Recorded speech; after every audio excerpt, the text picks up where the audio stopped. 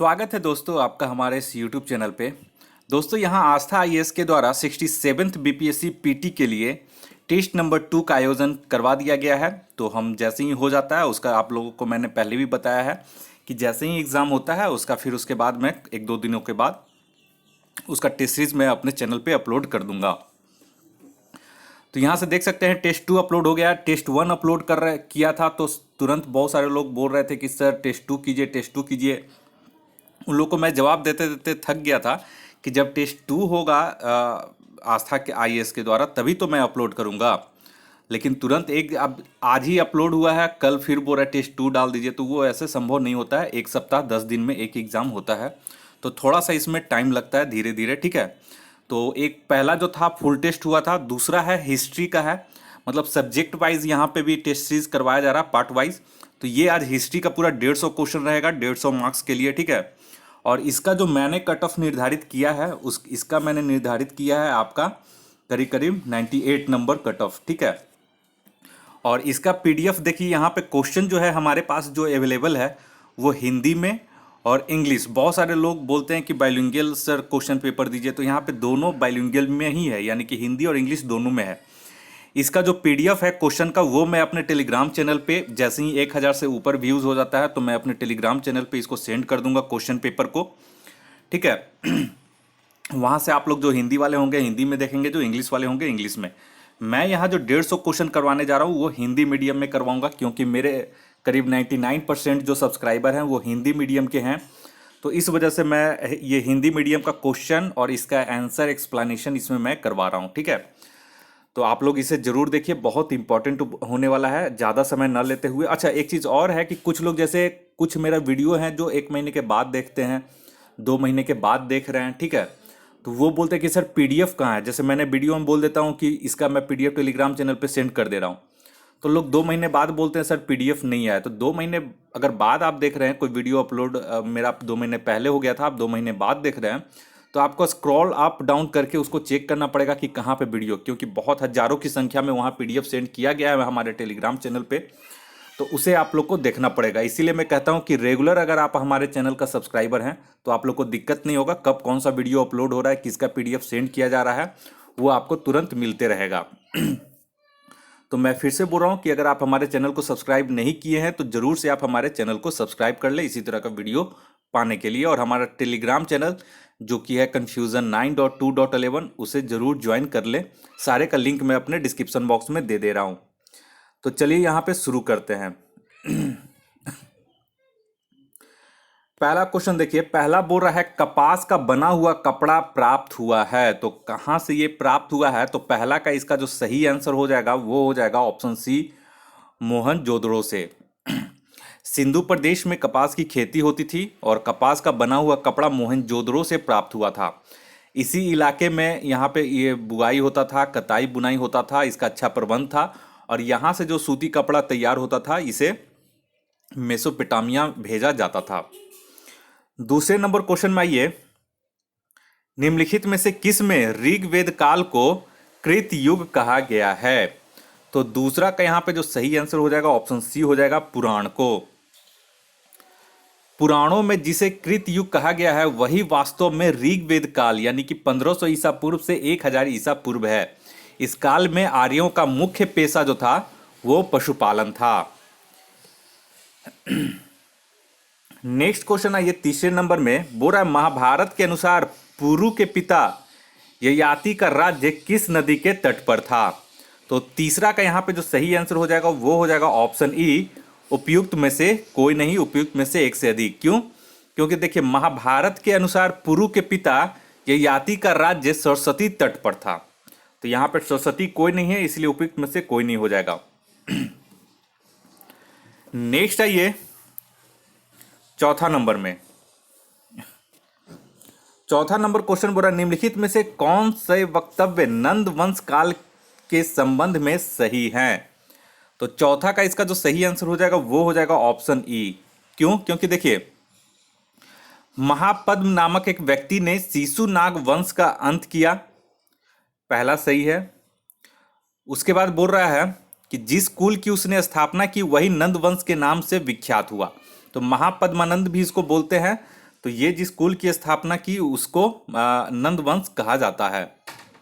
उसके बाद है कर्टियस के अनुसार यह नई का पुत्र था। तो कर्टियस के अनुसार महापद्म नाई का पुत्र था, तो दूसरा भी सही हो गया। ठीक है, उसके बाद आइए, उसके बाद बोल रहा है कि जैन ग्रंथों में वेश्या का तथा पुराणों के अनुसार शूद्र से उत्पन्न था। तो जो महापद्मानंद था वो जैन ग्रंथ में कहा गया है कि वो वेश्या से उत्पन्न पुत्र था, और पुराण के अनुसार वो शूद्र से उत्पन्न पुत्र था। इसके बाद इसका और है कितना निश्चित है कि वह नीच जाति का था और कालाशोक अथवा काकवर्ण का वध कर दिया था। तो यहाँ पे तीसरा भी सही है, यानी कि 1 2 3 इसमें सभी सही है, जो कि ऑप्शन में कोई नहीं है 1 2 3, इसलिए उपयुक्त में से कोई नहीं हो जाएगा। ठीक है, नेक्स्ट है ये 5वां नंबर में। अगर आप लोगों को लगता है कि कोई क्वेश्चन मैंने गलत एक्सप्लेन कर दिया है तो कृपया करके वो क्वेश्चन नंबर का जरूर आप लोग कमेंट कीजिए, जिसमें क्वेश्चन नंबर जरूर मेंशन किया हुआ हो। 5वां में आइए, 5वां बोल रहा है कि द्वितीय बौद्ध संगीति कालाशोक के शासनकाल के किस वर्ष में हुआ।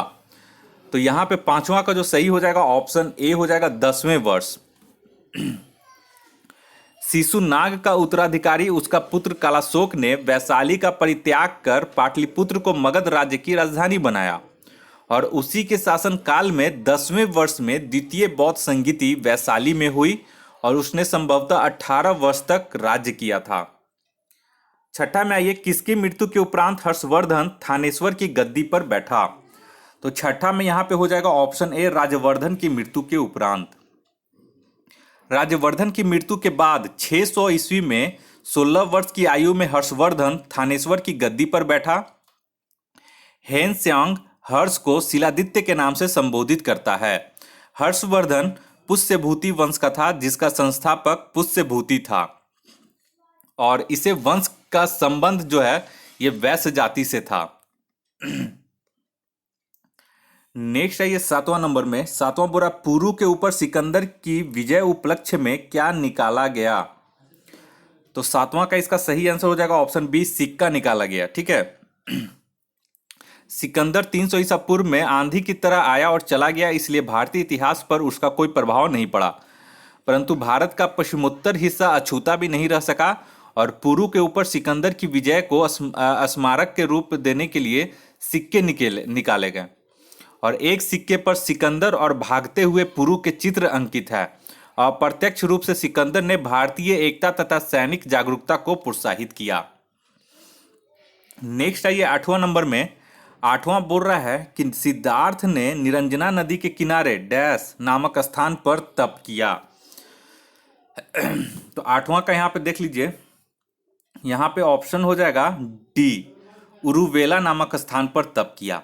तो देखिए, अलार तथा रामपुत्र के मिलने के बाद भी सिद्धार्थ को संतोष नहीं हुआ था, तथा निरंजना नदी के तट पर उरुवेला नामक स्थान में सिद्धार्थ ने 6 वर्ष तक घोर तप किया, फिर भी उन्हें ज्ञान की प्राप्ति नहीं हुई। अंत में वे बोध गया में पीपल के वृक्ष के नीचे ज्ञान प्राप्ति के लिए दृढ़ प्रतिज्ञ होकर बैठ गए। उस समय से ही उसे बोध वृक्ष कहा जाने लगा, और वहीं उन्हें ज्ञान की प्राप्ति हुई, और सिद्धार्थ जो थे वो गौतम बुद्ध कहलाए। नेक्स्ट आइए 9 नंबर में। 9 बोरा शिव की पूजा का उल्लेख मेगास्थनीज ने किस नाम से किया है। तो यहां पे हो जाएगा ऑप्शन बी, डायोनिसस। शिव की पूजा का उल्लेख मेगास्थनीज ने डायोनिसस नाम से किया है। नेक्स्ट आइए 10वां नंबर पे। 10वां नंबर बोल रहा है कि किस काल में विदेशियों को वात्य क्षत्रिय का दर्जा दिया गया। तो 10वां का यहाँ पे सही आंसर हो जाएगा ऑप्शन सी, मौर्योत्तर काल। बड़ी संख्या में विदेशियों का समाज में आगमन हुआ और उन्हें आत्मसात किया गया। इसी क्रम में विदेशियों को मौर्योत्तर काल में वात्य क्षत्रिय का दर्जा दिया गया। 11 नंबर में ये बोल रहा है, कनिष्क के शासन काल में कला के क्षेत्र में स्वतंत्र किन किन शैलियों का विकास हुआ। तो यहाँ पे 11 का जो इसका सही आंसर हो जाएगा ऑप्शन ए, गांधार कला और मथुरा कला का कनिष्क के शासन काल में विकास हुआ। तो गंधार कला में क्या हुआ कि ईसा पूर्व प्रथम शताब्दी के मध्य उत्तर पश्चिम में गंधार में कला की एक शैली का विकास हुआ जिसे गंधार शैली कहते हैं, और इसे इंडो ग्रीक या ग्रीक बुद्धिस्ट शैली भी कहा जाता है, और इसका सर्वाधिक विकास कुषाण काल में हुआ था। वहीं मथुरा कला का बात करें तो कुषाण काल में मथुरा भी कला का प्रमुख केंद्र था, और इस शैली में स्थानीय रूप से उपलब्ध सुंदर लाल बलुआ पत्थर का प्रयोग होता था मथुरा कला में। नेक्स्ट है ये 12 नंबर में। 12 नंबर बोरा साहित्य में शालिवाहन शब्द का प्रयोग किस वंश के लिए हुआ है? तो 12 का यहां पे हो जाएगा ऑप्शन ई। आंध्र सातवाहन वंश का संस्थापक सिमुक था, जिसका शासन क्षेत्र मुख्यतः महाराष्ट्र, आंध्र प्रदेश और कर्नाटक था। पुराणों में इन्हें आंध्र भृत्य कहा गया है तथा अभिलेखों में सातवाहन। यदा कदा साहित्य में इस वंश के लिए शालिवाहन शब्द का प्रयोग किया गया है। तो यहाँ पे सातवाहन वंश का कहीं उल्लेख नहीं है, तो इस उपयुक्त में से कोई नहीं हो जाएगा, क्योंकि शालिवाहन शब्द जो है वो सातवाहन वंश के लिए यूज किया गया है। 13 नंबर में ये फाहियान स्वदेश कब लौटा? तो 13 के यहाँ पे हो जाएगा ऑप्शन डी 414 ईस्वी में। तो फाहियान चीन मध्य एशिया पेशावर स्थल मार्ग से 399 ईस्वी में भारत आया। वह ताम्र लिपि से श्रीलंका तथा पूर्वी द्वीपों से होते हुए समुद्री मार्ग से 414 ईस्वी में स्वदेश लौटा। नेक्स्ट है ये 14 नंबर में, कुमार गुप्त के किस स्रोत से पता चलता है कि उसने अश्वमेध यज्ञ किया था? तो 14 के यहाँ पे सही आंसर हो जाएगा ऑप्शन बी, सिक्का से। ठीक है, तो क्या हुआ कि कुमार गुप्त के सिक्कों से पता चलता है कि उसने अश्वमेध यज्ञ किया था, और उसने मुद्राओं पर गरुड़ के स्थान पर मयूर की आकृतियां उत्कीर्ण कराई। मुख्य भाग पर मयूर को तथा पृष्ठ भाग पर आसीन कार्तिकेय की आकृति उत्कीर्ण है। इसी काल में मध्य भारत में रजत सिक्कों का प्रचलन हुआ। 15 नंबर में आइए, जूनागढ़ अभिलेख के अनुसार गवर्नर पर्णदत्त के पुत्र ने सुदर्शन झील के किनारे किस मंदिर का निर्माण कराया था? तो 15 का यहाँ पे सही आंसर हो जाएगा ऑप्शन बी, विष्णु मंदिर का। जूनागढ़ अभिलेख के अनुसार स्कंदगुप्त ने सुदर्शन झील के पुनरुद्धार का कार्य सौराष्ट्र के गवर्नर के पुत्र चक्रपालित को सौंपा था। उसने झील के किनारे किनारे एक विष्णु मंदिर का निर्माण भी करवाया था। नेक्स्ट है ये 16 नंबर में। 16 नंबर बोला, निम्नलिखित में से असत्य कथन कथनों का चुनाव करें। तो 16 का यहाँ पे हो जाएगा ऑप्शन ई। देखिए, सबसे पहले है कि जूनागढ़ अभिलेख के अनुसार स्कंदगुप्त ने हुनों के आक्रमण को विफल कर दिया था, और जूनागढ़ अभिलेख में हुनों को म्लेच्छ कहा गया है। तो यहां पे जो है पहला सही है। और भानुगुप्त के एरण्य अभिलेख 510 ईस्वी में से सती प्रथा का पहला अभिलेख प्रमाण मिला है, तो यहां पे बी भी सही है। ठीक, उसका नालंदा विश्वविद्यालय को ऑक्सफोर्ड ऑफ महायान कहा जाता है, ये भी सही है। और कुमारगुप्त प्रथम ने नालंदा विश्वविद्यालय की स्थापना करवाई थी। उसके बाद बोल रहा है कि स्कंदगुप्त के पिता कुमारगुप्त की मृत्यु के समय उत्तर पश्चिम प्रांतों से हुनों के आक्रमण शुरू हुए तथा हुनों को पराजित कर स्कंदगुप्त ने शक्रादित्य की उपाधि धारण की। तो यहाँ पे ऑप्शन डी भी सही है, यानी कि एक से अधिक इसका हो जाएगा, यानी कि ए बी सी डी सभी कथन जो हैं इसमें वो सही हैं, तो इसलिए ऑप्शन ई इसका सही हो जाएगा। नेक्स्ट आइए 17 नंबर में। 17 बोल रहा है कि इनमें से किसे कश्मीर का नीरो कहा जाता है? तो 17 का यहाँ पे सही हो जाएगा ऑप्शन सी, हर्ष को। हर्ष को कश्मीर का नीरो कहा जाता है। उसके शासनकाल में कश्मीर में भयानक अकाल पड़ा था। राज्य आंतरिक अशांति के कारण उत्सल एवं सुसल नामक भाइयों ने विद्रोह कर दिया, और इसी विद्रोह में लगभग 101 ईस्वी में हर्ष एवं उसके पुत्र भोज की हत्या कर दी गई। कश्मीर पर शासन करने वाले तुर्क शासकों में सार्वजनिक लोकप्रिय शासन जैन उल आबिदीन था, जिसे कश्मीर का अकबर कहा जाता था। 18 नंबर में आइए, भारत में ईसाई धर्म का सर्वप्रथम प्रचार किसने किया? तो 18 का यहाँ पे सही हो जाएगा ऑप्शन डी, थॉमस ने। ईसाई एकेश्वरवादी धर्म है, लेकिन ईसाई लोग ईश्वर को तिर्यक रूप परमपिता परमेश्वर, उसके पुत्र ईसा मसीह और पवित्र आत्मा के रूप में पूजते हैं। भारत में धर्म का प्रचार संत थॉमस ने प्रथम शताब्दी में चेन्नई में आकर किया था। ईसा मसीह का सूफी पर रोमन गवर्नर पेंटियस पिलेट ने चढ़ाया था। तो ईसा मसीह को पर कौन चढ़ाया था? सूली पर, सॉरी। तो रोमन गवर्नर पेंटियस पिलेट ने चढ़ाया था। नेक्स्ट आइए 19 नंबर में। यहां पे 19 नंबर में आइए। 19 नंबर में बोल रहा है कि रेखा गणित संबंधी सिद्धांत का प्रतिपादन किसने किया था? तो 19 का यहां पे सही हो जाएगा ऑप्शन डी, बोधायन ने। रेखा गणित संबंधित सिद्धांतों के प्रतिपादन तथा विकास का श्रेय बोधायन को दिया जाता है, जिसने वृत्त को वर्ग में बदलने का नियम प्रस्तुत किया। आर्यभट्ट ने त्रिभुज का क्षेत्रफल जानने का नियम निकाला, जिसके फलस्वरूप त्रिकोणमिति का उद्भव हुआ।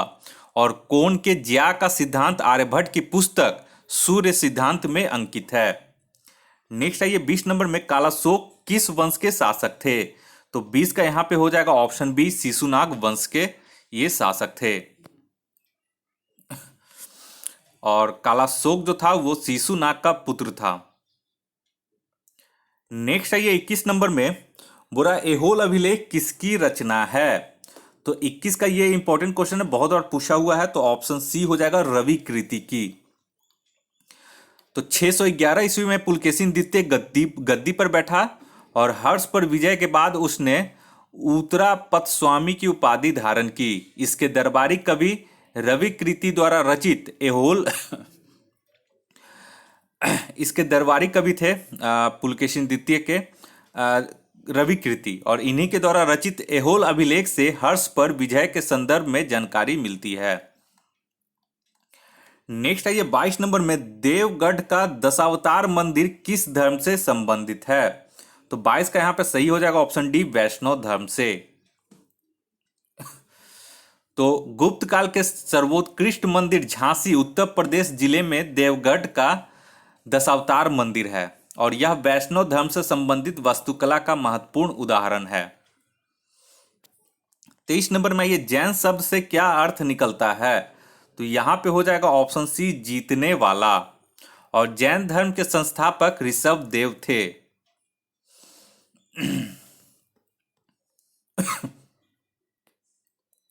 नेक्स्ट आइए 24 नंबर में। चतुर्थ बौद्ध सभा की कार्यवाही को किस भाषा में संचालित किया गया? तो 24 का इसका सही आंसर हो जाएगा ऑप्शन डी, संस्कृत में। चतुर्थ बौद्ध सभा का आयोजन प्रथम शताब्दी ईसा पूर्व में कुंडलवन कश्मीर में हुआ था, जिसका अध्यक्ष जो था वो अश्वघोष था। ठीक है, और यहाँ पे पाली भाषा के स्थान पर संस्कृत में संचालित विभाषा शास्त्र की रचना हुई थी। 25 नंबर में आइए, मौर्यों की राजकीय मुद्रा क्या थी? तो 25 का यहाँ पे हो जाएगा ऑप्शन बी, पर्ण। मौर्य काल की राजकीय मुद्रा पर्ण थी और यह चांदी का सिक्का था। ठीक है, नेक्स्ट आइए 26 नंबर में। बुरह अजातशत्रु ने किसकी स्थापना से वज्जी संघ पर विजय प्राप्त किया था? तो 26 का यहाँ पे हो जाएगा ऑप्शन सी, वस्कार के सहायता से। ठीक है, और यहाँ पे याद कर लीजिए कि बिंबिसार का पुत्र अजातशत्रु ने अपने मंत्री वस्कार की सहायता से वज्जी संघ के सदस्यों में फूट डालकर उनकी शक्ति को कमजोर करके उसे जीत लिया था। नेक्स्ट आइए 27 नंबर में। 27 बोल रहा है कि तान पसान बस्ती इनाम गांव भारत के किस राज्य में स्थित थी? तो 27 का यहां पे हो जाएगा ऑप्शन सी, महाराष्ट्र में। नेक्स्ट है 28 नंबर में। मेहरगढ़ में सबसे पहले गेहूं तथा जौ जैसी फसलों को लोगों ने किस ईसा पूर्व में उपजाना आरंभ किया? तो 28 का यहां पे सही आंसर हो जाएगा ऑप्शन ए, लगभग 6000 ईसा पूर्व में। भारतीय उपमहाद्वीप के उत्तर पश्चिमी क्षेत्र में ही मेहरगढ़ जैसे स्थान है और यहाँ लगभग 6000 ईसा पूर्व में लोगों ने सबसे पहले गेहूं तथा जौ जैसी फसलों को उपजाना आरंभ किया। नेक्स्ट आइए 29 नंबर में। नेक्स्ट क्वेश्चन जो है यहाँ पे देख लीजिए, 29 नंबर है कि किस वेद में आर्य निवास स्थल के लिए सप्त सैंधव शब्द का प्रयोग किया गया है? तो 29 का यहाँ पे हो जाएगा ऑप्शन ए, ऋग्वेद। ऋग्वेद जो है इसका काल खंड जो है 1500 ईसा पूर्व से 1000 ईसा पूर्व है। इसमें आर्य निवास स्थल के लिए सप्त सैंधव शब्द का प्रयोग किया गया है, जिसे आजकल हम पंजाब, वर्तमान भौगोलिक स्थिति के अनुसार भारत और पाकिस्तान का जो पंजाब प्रांत है उसी नाम से इसको पुकारते हैं। 30 नंबर में ये गंडक नदी के लिए वैदिक साहित्यों में किस नाम की चर्चा है? तो 30 का यहाँ पे हो जाएगा ऑप्शन बी, सदा नीरा। गंडक नदी का जो वैदिक साहित्य में नाम है वो सदा नीरा है। नेक्स्ट आइए 31 नंबर में, 31 बोरा वज्जी संघ पर अजात शत्रु का विजय प्राप्त का वर्णन किससे लिया गया है? तो 31 का यहाँ पे सही आंसर हो जाएगा ऑप्शन डी, 1 और 2 से, यानी दीर्घ निकाय और बौद्ध ग्रंथ से इसका लिया गया है। तो वज्जी संघ पर अजात शत्रु का विजय प्राप्त का वर्णन दीर्घ निकाय से लिया गया है। दीर्घ निकाय एक बौद्ध ग्रंथ है जिसमें महात्मा बुद्ध के कई व्याख्यान दिए गए हैं। तो इस हिसाब से 1 और 2 इसमें दोनों सुटेबल है। 32 नंबर में ये महात्मा बुद्ध की मृत्यु कितने वर्ष की आयु में हुई थी? तो 32 का यहाँ पे हो जाएगा ऑप्शन बी, 80 वर्ष की आयु में। महात्मा बुद्ध का जन्म 563 ईसा पूर्व में नेपाल की तराई में स्थित कपिलवस्तु के लुम्बिनी वन में हुआ था तथा 80 वर्ष की आयु में 483 ईसा पूर्व में कुशीनगर गोरखपुर में उनकी मृत्यु हुई थी। नेक्स्ट आइए 33 नंबर में, 33 बोरा वज्जी संघ की राजधानी कहाँ थी? तो ये सभी लोग जानते हैं, 33 का ऑप्शन डी हो जाएगा, वैशाली में। नेक्स्ट आइए 34 में, हड़प्पाई लोग समुद्री उत्पाद किस स्थान से प्राप्त करते थे? तो 34 के यहाँ पे हो जाएगा ऑप्शन ए, खेतड़ी से। हड़प्पा संस्कृति में व्यापार का बड़ा महत्व था और वस्तुओं के निर्माण के लिए आवश्यक कच्चे माल की उपलब्धता हड़प्पाई नगरों में अपर्याप्त थी। इसलिए हड़प्पाई सभ्यता के लोग खेतड़ी, जो कि राजस्थान है, वहाँ से तांबा और कोलार, कर्नाटक से सोना, अफगानिस्तान एवं ईरान से चांदी और मध्य एशिया से फिरोजा, गुजरात से समुद्री उत्पाद तथा जम्मू से लकड़ी आदि प्राप्त करते थे। नेक्स्ट आइए 35 नंबर में, 35 बोरा अशोक ने अपने किस शिलालेख में धर्म की सार वृद्धि पर जोर दिया है? तो 35 का यहाँ पे सही आंसर हो जाएगा ऑप्शन सी, 12वें शिलालेख में। ठीक है। इतिहास में अशोक की प्रसिद्धि का कारण उसका धम्म है, जिसको अशोक ने अपने दूसरे तथा 7वें शिलालेख में वर्णित किया है। और अशोक ने अपने 12वें शिलालेख में धम्म के सार वृद्धि पर जोर दिया है। नेक्स्ट है ये क्वेश्चन नंबर 36 में, बोरा कभी सिंहासन पर न बैठने वाला शासक किसे कहा जाता है? तो 36 का यहाँ पे सही हो जाएगा ऑप्शन सी, राजा राम को। मुगलों के आक्रमण के भय से राजा राम इधर उधर भागता रहा, इसलिए कभी सिंहासन पर न बैठने वाला शासक उसे कहा गया। उसने 8 वर्ष तक जिंजी अर्काट के किले में शरण ले ली थी और उसके पलायन का क्रम क्रमशः प्रतापगढ़, पन्हाला, जिंजी और सतारा था। नेक्स्ट आइए क्वेश्चन नंबर 37 में, 37 नंबर बोला जीन बैप्टिस्ट ट्रेवनियर किस मुगल शासक के शासनकाल में भारत आया था? तो 37 का इसका सही आंसर हो जाएगा ऑप्शन बी, शाहजहां के शासनकाल में। जीन बैटिस्ट एक फ्रांसीसी यात्री था जो कि एक जौहरी था, जो शाहजहां के शासनकाल में भारत आया था और उसने पूर्व की 7 यात्राएं की थी, जिसमें से 6 बार हिंदुस्तान आया था। नेक्स्ट आइए क्वेश्चन नंबर 38 में। क्वेश्चन नंबर 38 बोल रहा है कि मलिक काफूर के आक्रमण के समय देवगिरी का शासक कौन था? तो 38 का यहाँ पे हो जाएगा ऑप्शन ए, रामचंद्र देव। 1296 ईस्वी में अलाउद्दीन ने देवगिरी पर आक्रमण कर रामचंद्र देव को पराजित कर दिया। अलाउद्दीन ने 1307 से 1308 ईस्वी में मलिक काफूर को देवगिरी पर आक्रमण के लिए भेजा। उस समय देवगिरी का शासक रामचंद्र देव था और मलिक काफूर ने रामचंद्र को पराजित कर दिल्ली भेज दिया था। 39 में आइए, यहां पे मिलान करना है सूची 1 और सूची 2 को। ठीक है, तो यहां पे 39 का जो सही आंसर हो जाएगा, यहां पे हो जाएगा ऑप्शन सी, ए का 4 किताब उल यामनी उतबी ने लिखा है। ठीक है, और बी का जो हो जाएगा 1 अब्दुल रज्जाक जो था देवराय द्वितीय के शासनकाल में आया था भारत। और अरबों की सिंध विजय सी का जो हो जाएगा चचनामा में इसका वर्णन है। और मध्यकालीन यात्रियों का राजकुमार किसे कहा जाता है, तो ये मार्क पोलो को, यानी डी का 3 हो जाएगा। नेक्स्ट आइए 40 नंबर में। 40 बोरा इनमें से किस अभियान में बौद्ध भिक्षुओं बिना युद्ध किए मोहम्मद बिन तुगलक की अधीनता स्वीकार कर ली थी? तो 40 का यहाँ पे हो जाएगा ऑप्शन सी, नीरून अभियान में।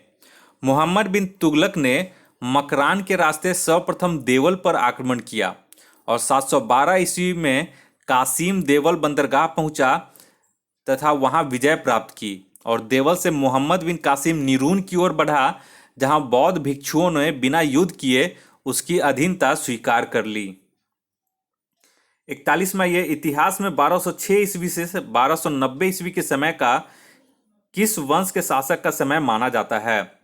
तो 41 का इसका हो जाएगा ऑप्शन ई। क्यों? क्योंकि देखिए, दिल्ली सल्तनत के संस्थापक कुतुबुद्दीन ऐबक हैं और 1206 से 1290 ईस्वी तक के समय में सल्तनत काल में कई शासक आए, ठीक है, जिसमें से 1206 से को भारतीय इतिहास में कई नाम से जानते हैं, जिसमें है ममलूक वंश, उसी में है इलबरी वंश, ठीक है, और गुलाम वंश और दास वंश, ये सभी इस वंश को माना जाता है, तो इसमें से एक से अधिक हो जाएगा। 42 नंबर में आइए। 42 बोल रहा है कि इनमें से किस शासक ने कभी सुल्तान की उपाधि धारण नहीं की थी? तो बहुत बढ़िया क्वेश्चन है, बहुत लोगों को पता भी होगा कि इसका ऑप्शन हो जाएगा ऑप्शन बी, ऐबक, यानी कुतुबुद्दीन ऐबक। कुतुबुद्दीन ऐबक 206 ईस्वी में लाहौर गद्दी पर बैठा एवं 1210 ईस्वी में इसका चौगान खेलते हुए इसकी मृत्यु हो गई। और ऐबक ने अपने शासनकाल में कोई सिक्का नहीं चलवाया और न ही खुतबा पढ़वाया। इन्होंने मलिक और सियह सलार की उपाधियों से शासन प्रारंभ किया तथा कभी भी सुल्तान की पदवी इसने धारण नहीं की। 43 में ये खिलजी वंश के अंतर्गत कुल कितने शासकों ने शासन किया? तो 43 का यहां पे हो जाएगा ऑप्शन ए, 5 शासकों ने। तो खिलजी वंश की स्थापना फिरोज शाह खिलजी ने 1290 ईस्वी में की थी और इस वंश के अंतर्गत कुल 5 शासकों जलालुद्दीन फिरोज खिलजी, अलाउद्दीन खिलजी, शिहाबुद्दीन उमर खिलजी और कुतुबुद्दीन मुबारक शाह खिलजी व नसरुद्दीन फिरोज शाह खिलजी ने 30 वर्षों तक यहां शासन किया। नेक्स्ट है ये 44 नंबर में। बोल रहा है कि शेर शाह सूरी दिल्ली की गद्दी पर कब बैठा? तो 44 का यहां पे हो जाएगा ऑप्शन सी, 1540 ईस्वी में। विलग्राम कन्नौज के युद्ध विजय के पश्चात, यहां पे आइए फिर से 44 नंबर में एक बार देख लेते हैं। बोल रहा है कि शेर शाह सूरी दिल्ली की गद्दी पर कब बैठा? तो 44 का यहां पे हो जाएगा ऑप्शन सी, 1540 ईस्वी में। विलग्राम या कन्नौज के युद्ध विजय के पश्चात 1540 ईस्वी में शेर शाह का दिल्ली व आगरा पर कब्जा हो गया और 68 यानी कि 68 वर्ष की आयु में 1540 ईस्वी में वह दिल्ली की गद्दी पर बैठा। इस प्रकार उसने 1540 ईस्वी में उत्तर भारत में सूर वंश द्वितीय वंश अफगान साम्राज्य की स्थापना की। नेक्स्ट आइए 45 में। यहां पे देखिए बोल रहा है 45 नंबर कि अब्दुल रज्जाक विजयनगर आया था, तो किसके शासनकाल में आया था? तो अभी मैंने कुछ देर पहले बताया ऑप्शन बी, देवराज द्वितीय के शासनकाल में। नेक्स्ट है ये 46 में। सहायक संधि स्वीकार करने वाला पहला शासक कौन था? तो 46 का यहाँ पे हो जाएगा ऑप्शन सी, अवध का नवाब। ज्यादातर राज्य कंपनी की सैनिक शक्ति से डरकर उसकी बातें मानने को तैयार रहते थे। ऐसे राज्यों पर अपना नियंत्रण स्थापित करने के लिए कंपनी ने उनके साथ सहायता संधि की। इसके अंतर्गत शासकों को अपने क्षेत्र में कंपनी की फौज रखनी पड़ती थी और सहायक संधि को स्वीकार करने वाला पहला शासक जो था वो अवध का नवाब था। नेक्स्ट है ये 47 नंबर में। 47 बोल रहा है प्रसिद्ध पत्रकार मीर सैयद अली सिराजी और ख्वाजा अब्दुल सैयद का संबंध किस मुगल शासक से है? तो 47 का यहां पे सही हो जाएगा ऑप्शन सी, हुमायूं से। भारत में चित्रकला का विकास हुमायूं के शासनकाल में हुआ और मीर सैयद अली सिराजी और ख्वाजा अब्दुल सैयद हुमायूं के काल के प्रसिद्ध चित्रकार थे और इनकी सेवाएं अकबर ने भी प्राप्त की थी। नेक्स्ट आइए क्वेश्चन नंबर 48 में। बोला किताब उल रहला में किस शासक के समय की घटनाओं का उल्लेख मिलता है? तो 48 का यहाँ पे हो जाएगा ऑप्शन बी, मोहम्मद बिन तुगलक की समय के घटनाओं का। तो यहाँ पे देख लीजिए, इब्न बतूता ने मोहम्मद बिन तुगलक के समय की घटनाओं को अपनी पुस्तक किताब उल रहला में उल्लेखित किया है। और इब्न बतूता मोरक्को यानी कि अफ्रीका का रहने वाला था, और यह लगभग 1333 ईस्वी में भारत आया और उसे सुल्तान द्वारा दिल्ली का काजी नियुक्त किया गया था। नेक्स्ट आइए 49 नंबर में। 49 बोल रहा है, मंगोलों ने किसके नेतृत्व में ट्रांसऑक्सियाना पर हमला किया? तो 49 का यहाँ पर सही हो जाएगा ऑप्शन सी, चंगेज खां के नेतृत्व में। 1912 ईस्वी में मंगोलों ने चंगेज खां के नेतृत्व में ट्रांसऑक्सियाना यानी कि उज्बेकिस्तान पर हमला किया था। और अलाउद्दीन खिलजी एवं मोहम्मद बिन तुगलक के शासनकाल में दिल्ली पर मंगोलों का आक्रमण बढ़ गया था। 50 में ये दीवान ए अर्ज विभाग संबंधित है। तो 50 के यहाँ पे हो जाएगा ऑप्शन ए, सैनिक विभाग से। दीवान ए अर्ज एक सैनिक विभाग से संबंधित है और इसका प्रमुख अधिकारी आरिज ए मुमालिक था। वह सैनिकों की भर्ती, निरीक्षण एवं वेतन देने का कार्य भी करता था। और यह जो था दीवान ए अर्ज, इसे बलबन द्वारा स्थापित किया गया था। नेक्स्ट आइए 51 में। 51 नंबर में बोल रहा है कि अब्बुल फजल ने अकबरनामा कितने भागों में लिखा? तो 51 का यहाँ पे हो जाएगा ऑप्शन डी, 3 भागों में। अकबर के प्रशासनिक व्यवस्था की जानकारी अब्बुल फजल की रचना अकबरनामा से मिलती है। अब्बुल फजल ने 3 भागों में इसे लिखी। प्रथम भाग अकबर के पूर्वजों का बयान तथा दूसरे भागों में अकबर के शासन काल का इतिहास है, जिसे आईने अकबरी कहते हैं। नेक्स्ट आइए 52 में, शेर शाह परिवार के रहने की जगह को किस नाम से जाना जाता है? तो 52 का यहाँ पे हो जाएगा option B, cava सिकोट। Sher Shah परिवार के रहने की जगह को, जहाँ शेर शाह का परिवार रहता था, उसकी जगह को कैवा कसकोट के नाम से जाना जाता था। नेक्स्ट आइए 53 में, अलवार एवं नैनार कहाँ के भक्ति संत थे? तो ये भी बहुत बार पूछ चुका है, तो ये हो जाएगा ऑप्शन डी, दक्षिण भारत के। अलवार एवं नैनार घुमक्कड़ संत थे जो गांव गांव जाकर देवी देवताओं की प्रशंसा में भजन कीर्तन करते थे। ठीक है। और भक्ति आंदोलन को आम लोगों तक पहुंचाने का श्रेय तमिल क्षेत्र में यानी कि दक्षिण भारत क्षेत्र में अलवार एवं नैनार संतों को जाता है। नेक्स्ट आइए 54 नंबर में।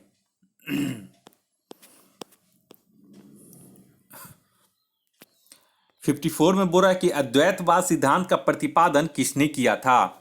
तो 54 के यहाँ पे सही हो जाएगा ऑप्शन सी, शंकराचार्य ने। शंकराचार्य का जन्म केरल में 8वीं सदी के उत्तरार्ध में हुआ और शंकराचार्य ने ईश्वर के प्रति भक्ति के लिए अद्वैतवाद के सिद्धांत का प्रतिपादन किया। और इनके दर्शन का जो मूल है वह है सिर्फ ब्रह्मा ही सत्य है, बाकी सारा संसार झूठा है। नेक्स्ट आइए 55 नंबर में। बोला कि मीराबाई किसकी शिष्या बनी थी? तो 55 के यहाँ पे हो जाएगा ऑप्शन बी, रैदास की। मीराबाई के संबंध जो है वो मेवाड़ एवं मारवाड़ के राजघरानों से था। ये कृष्ण के प्रति अपनी श्रद्धा एवं प्रेम से प्रेरित होकर सुखमय जीवन त्याग कर परिवार के विरोध साधु संतों की संगति अपनाई एवं रैदास की शिष्या बनी थी। 56 नंबर में आइए। बोला मनेरी साहब के मजार के बगल में किसका मजार है? तो 56 के यहाँ पे सही हो जाएगा ऑप्शन है, उनकी माँ का। बिहार शरीफ में स्थित मनेरी साहब के मजार के बगल में उनकी माँ रजिया का मजार है और बीबी रजिया सूफी संत पीर जगजोत की बेटी थी। नेक्स्ट आइए 57 में। 57 बोल रहा है सल्तनत काल में कितने प्रकार के गायन शैली प्रचलित थी? तो 57 के यहाँ पे हो जाएगा ऑप्शन डी, 2 प्रकार की। कौन कौन थी वो? गजल और कवाली। ठीक है। नेक्स्ट आइए 58 में, बंगाल में स्वायत्त राज्य की स्थापना किसने की? तो 58 का यहाँ पे हो जाएगा ऑप्शन डी, बुरहान उल मुल्क ने। तो मुगलों के अधीन अवध और हैदराबाद 2 प्रमुख प्रांत थे जहां बुरहान उल मुल्क एवं निजाम उल मुल्क अस्फाजहां ने क्रमशः स्वतंत्र राज्यों की स्थापना की थी। नेक्स्ट आइए 59 में। बोला खिलजी वंश का संस्थापक कौन था? तो कुछ देर पहले ही इसका मैंने क्वेश्चन बताया, इस यहाँ पे हो जाएगा ऑप्शन ई। क्यों? क्योंकि देखिए यहाँ पे 59 का जो हो जाएगा, इस वंश की स्थापना फिरोज खिलजी ने इतना में की 1209 ईस्वी में की थी, और इसने भारत में सत्ता स्थापना के बाद जलालुद्दीन की पदवी धारण की, जिसके बाद इसे जलालुद्दीन फिरोज खिलजी के नाम से जाना जाता है। तो यहाँ पे थोड़ा सा है, यहाँ पे देखिए जलालुद्दीन खिलजी है, यहाँ फिरोज खिलजी है, तो यहाँ पे जो सही जो नाम हो जाएगा वो जलालुद्दीन फिरोज खिलजी हो जाएगा। तो यहाँ पे जो है बी और डी दोनों एक ही नाम से है, तो यहाँ पे एक से अधिक हो जाता। 60 नंबर में ये किस शासक ने खुद को रैयत ए अल्लाह कहा है, सॉरी रैयत ए आला कहा है? तो 60 का यहाँ पे सही आंसर हो जाएगा ऑप्शन सी, खिलजी खान ने। खिलजी खान है जो सैयद वंश का संस्थापक था, ठीक है। तो पूछेगा कि सैयद वंश के संस्थापक कौन था, तो खिलजी खान था। 1414 ईस्वी में वह दिल्ली की राजगद्दी पर बैठा, और शासक बनने के उपरांत उसने सुल्तान की उपाधि धारण नहीं की, बल्कि खुद को रैयत ए आला कहा, अर्थात तैमूर का मताहत। 7 वर्ष शासन करने के बाद मई 1421 में इसकी मृत्यु हो गई थी। नेक्स्ट है 61 में औरंगजेब ने शाहजहां को कितने वर्षों तक कैद में रखा? तो 61 के यहाँ पे हो जाएगा ऑप्शन डी, 8 वर्षों तक। 1656 में बादशाह शाहजहां बुरी तरह बीमार पड़ गया, और शाहजहां के 4 पुत्र थे, दारा, सूजा, औरंगजेब और मुराद। शाहजहां ने बड़े पुत्र दारा को अपना उत्तराधिकारी घोषित कर दिया, परंतु बाकी तीनों लड़कों ने इस बात को नहीं माना तथा भाइयों के बीच युद्ध हो गया था, और इसी के खफा होकर जो औरंगजेब था वो शाहजहां को 8 वर्षों तक कैद कर लिया, और अंत में जो था वो औरंगजेब की ही विजय हुई थी। नेक्स्ट है ये 62 नंबर में, 62 में बोल रहा है ममलूक वंश का अंतिम शासक कौन था? तो 62 का यहां पे जो हो जाएगा ऑप्शन सी हो जाएगा, कैकुबाद। 1990 ईस्वी में खिलजी सेनानायक ने ममलूक वंश के अंतिम सुल्तान कैकुबाद को दिल्ली की गद्दी से हटाकर एक नए राजवंश खिलजी वंश की स्थापना की थी। तो ममलूक वंश का अंतिम शासक हो जाएगा कैकुबाद, और उसके बाद जो ममलूक वंश के बाद जो आया था वो खिलजी वंश आया था। नेक्स्ट है ये 63 में, तुर्क राज्य को भारत में वास्तविक रूप से स्थापित करने का श्रेय किसे प्राप्त हुआ है? तो यहाँ वास्तविक रूप से पूछ रहा है, तो 63 का इसका हो जाएगा ऑप्शन ए, इल्तुतमिश। ठीक है। नेक्स्ट है ये 64 में, 64 बोल रहा है निम्नलिखित में दिए गए लोदी वंश के शासकों का सही क्रम क्या है? तो 64 के यहाँ पे हो जाएगा ऑप्शन सी, 1 2 3, यानी कि बहलोल लोदी, उसका सिकंदर लोदी, उसके बाद इब्राहिम लोदी। 65 नंबर में आइए, बोल रहा है कि हरियर एवं बुक्का वारंगल के काकतियों के डैश थे। तो 65 के यहाँ पे हो जाएगा ऑप्शन बी, ये सामंत थे। हरियर बुक्का जो थे वो वारंगल के काकतियों वंश के शासकों के सामंत थे। नेक्स्ट आइए 66 में, 66 बोरा सिंचाई कार्य हेतु देवराय प्रथम ने किस नदी पर एक बांध बनवाया था? तो 66 के यहाँ पे हो जाएगा ऑप्शन ई। क्यों? क्योंकि देखिए यहाँ पे देवराय प्रथम जिनका कार्यकाल जो था वो 1406 से 1422 ईस्वी तक था, ने सिंचाई कार्य हेतु हरिद्रा यानी कि हरिहर नदी, ठीक, और उसके बाद तुंगभद्रा नदी पर एक बांध बनवाया था, और इसके शासनकाल के अंतिम दिनों में प्रसिद्ध इटली यात्री निकोलो डी कॉन्टी भी भारत आया था। तो 66 के यहाँ पे बी और डी दोनों हो जाएगा, इसलिए उपयुक्त में से एक से अधिक हो जाएगा। 67 में ये अष्टछाप के प्रवर्तक किसे माना जाता है? तो ये इंपॉर्टेंट क्वेश्चन है, इसका सही आंसर हो जाएगा ऑप्शन ए, बल्लभाचार्य को। बल्लभाचार्य चैतन्य महाप्रभु के बाद कृष्ण शाखा के दूसरे प्रसिद्ध संत थे। इन्होंने ईश्वर प्राप्ति के लिए पुष्टि मार्ग एवं भक्ति मार्ग पर विश्वास किया। इनका दर्शन शुद्ध द्वैतवाद कहलाता है, और ये अष्टछाप के प्रवर्तक माने जाते हैं। नेक्स्ट आइए 68 नंबर में, 68 बोला किस युद्ध को जीतने के बाद बाबर ने गाजी की उपाधि धारण की? तो 68 का यहाँ पे हो जाएगा ऑप्शन डी, खानवा का युद्ध। खानवा का युद्ध मार्च 1527 ईस्वी में चित्तौड़ के राजपूत नरेश, राणा सांगा और बाबर के मध्य लड़ा गया। इस युद्ध में पानीपत युद्ध की रणनीति का उपयोग करते हुए बाबर ने विजय प्राप्त की। खानवा के युद्ध को जीतने के बाद बाबर ने गाजी की उपाधि धारण की और इसका वर्णन बाबरनामा में किया गया है। नेक्स्ट क्वेश्चन आइए 69 में, अष्टप्रधान नाम की मंत्री परिषद थी तो किसके शासनकाल में थी? तो ये हो जाएगा ऑप्शन ई। क्यों? क्योंकि अष्टप्रधान मंत्रियों का समूह था जो शासन से जुड़ा अलग अलग कार्यों को देखते थे और यह जो था यह शिवाजी कालीन प्रशासनिक व्यवस्था थी। तो यहाँ पे शिवाजी का कोई नहीं है, तो यहाँ पे शिवाजी कालीन शासन हो जाता। नेक्स्ट आइए 70 में, 70 बोरा बिहार में अंग्रेजों के समय किस तरह की भूमि व्यवस्था अपनाई गई थी? तो 70 के यहाँ पे हो जाएगा ऑप्शन ए अस्थाई बंदोबस्त। लगभग 1889 ईस्वी में कंपनी ने जमींदारों के साथ एक करार किया जिसके अंतर्गत उनके द्वारा कंपनी को दिया जाने वाला लगान 10 वर्षों के लिए तय कर दिया गया और किसानों से वसूले गए लगान का 9/10 भाग तय कर दिया गया।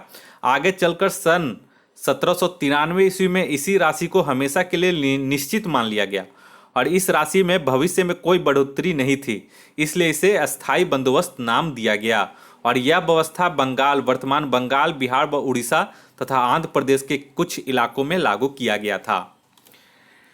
नेक्स्ट आइए 71 नंबर में, बोल रहा है कि जादो नांग को अंग्रेजों ने फांसी की सजा कब दी? तो 71 का इसका हो जाएगा ऑप्शन डी, वर्ष 1929 ईस्वी में।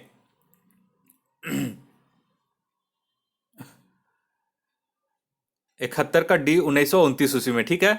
तो जादू नंग ने अपने 13 वर्षीय चचेरी बहन गिंडालियो के साथ मिलकर एक भूमिगत आंदोलन की योजना बनाई थी और नागा राज्य की स्थापना का प्रयास शुरू किया था, परंतु अंग्रेजों ने हत्या के मामले में फंसाकर 29 अगस्त 1929 को उसे फांसी की सजा दे दी।